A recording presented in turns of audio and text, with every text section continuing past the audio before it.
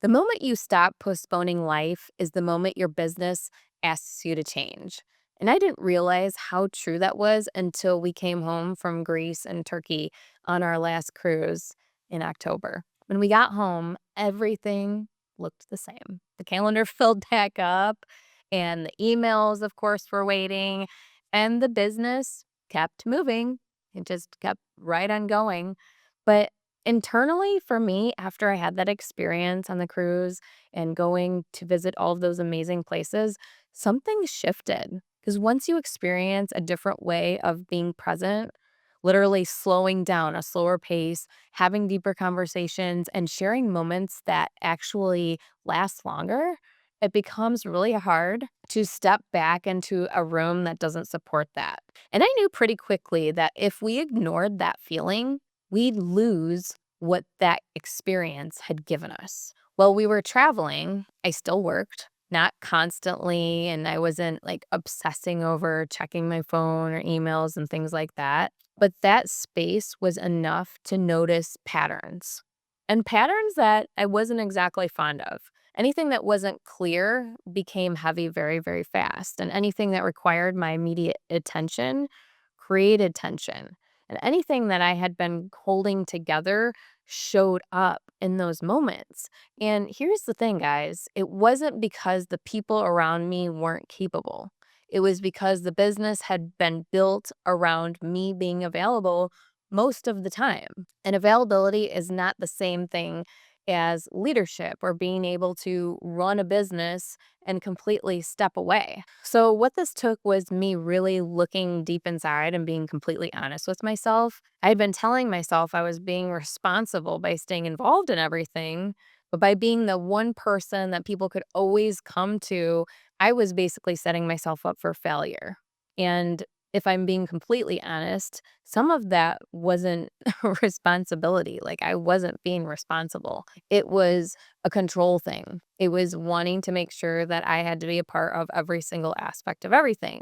And control can feel like leadership when you're growing really, really fast, but that all comes at a cost. And so I thought to myself, how do I want to do this different? How do I want to be able to completely step away when I absolutely want to, I absolutely need to? Because work doesn't stay in just one category. It has to shift because as the business grows, things are going to change. When your business requires constant attention, it's going to follow you wherever you go. And I didn't want a life where I was physically present but mentally elsewhere. I talk to people about this all the time, where they are there with their families, but they are in a completely different place mentally. And how sad, because that means that you are not truly living in the moment. You are not truly experiencing at any given time those quality moments with the people that you care about the most. I didn't want my kids to feel like they were competing with my attention. And I did not want to build something that asked me to choose between the way that I wanted to grow and being truly present. So the question had to change. Not how do I just travel more and do more things, but how do I build a business that doesn't compete with the life that I want to live? That question changed everything for me.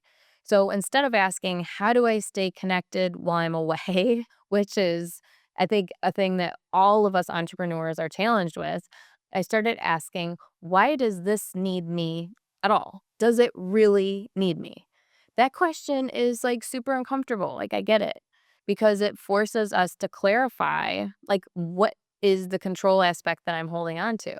It shows you where ownership isn't defined and where decisions rely on the proximity of where you are instead of the process that you have in place, where you've been compensating instead of designing that system that's going to work for you. And once you see that, you cannot unsee it. Coming home and doing it differently was a choice. And we didn't overhaul everything overnight. It wasn't like all of a sudden we're completely doing life differently. We decided we were just going to slow down. And we started noticing the things that felt the most heavy and what required the constant input where we had to be involved and what pulled energy instead of supporting the path that we are trying to create. So instead of jumping in to fix it all of ourselves, we started making decisions differently. We started being clear on what specific angles we were targeting, and we started doing things in a way that we're focusing on our timelines, on the amount of time that was spent involved in any one given activity. Not because we wanted to remove ourselves, but because we wanted to be present in the places where it mattered the most. So here's a little bit about the uncomfortable middle aspect of this as you're making the transition. Letting go does not feel freeing at first. You're like, oh my gosh, like I am disaligning or I'm moving away from this or I'm outsourcing or I'm repurposing. And it can feel very, very unsettling and quite frankly, very scary. Because when you're used to being needed all the time, stepping back can feel like you're losing your relevance. Like what is like my purpose in this piece of this now? But leadership is not about being everywhere.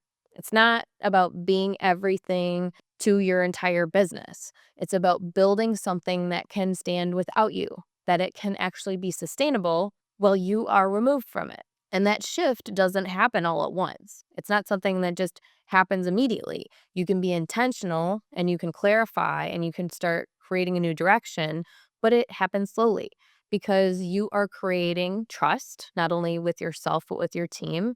And you're developing a new kind of structure and you're choosing long term alignment over the short term comfort. So for us, after we kind of moved through this middle phase a little bit, the things that changed for us at home were so impactful.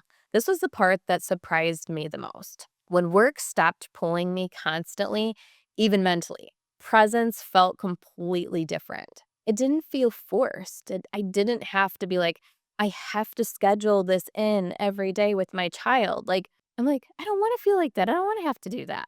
And that's what the kids remember. That's what they remember about you in your connection with them. As you are taking that time with that presence, they're going to remember those moments and they're going to thank you.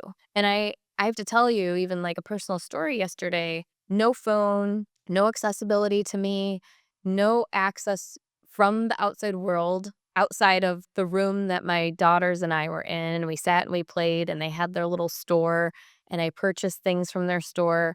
And my oldest daughter shared with me that she was just so thankful. She said, "Thank you, Mom.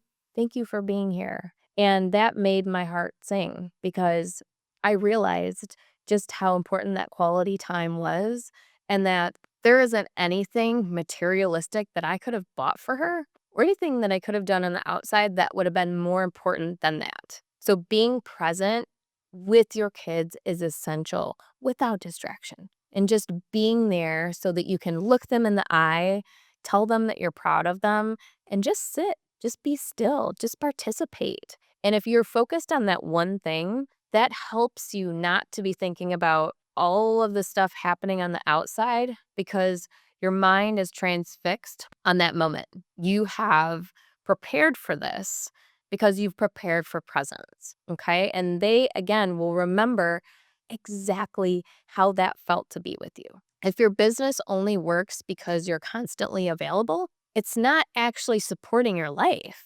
And that's what I want to hit home to you guys. I want you to remember that it depends on it. And that doesn't mean that you've failed. It means you've outgrown the way that things were being built. And if you're thinking to yourself, like, man, I just don't even know where to start by noticing. Start by noticing the little things. Notice what only works because you make it work. Notice what feels heavier than it should and where clarity would create relief.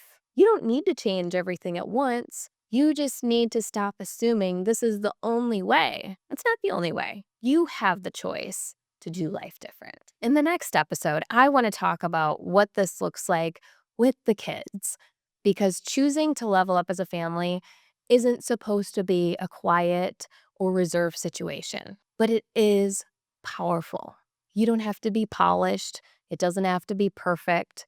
It just has to be intentional. And if this conversation resonated with you, make sure you subscribe to the podcast. This season is about building a business and a life that don't compete with each other. They support each other.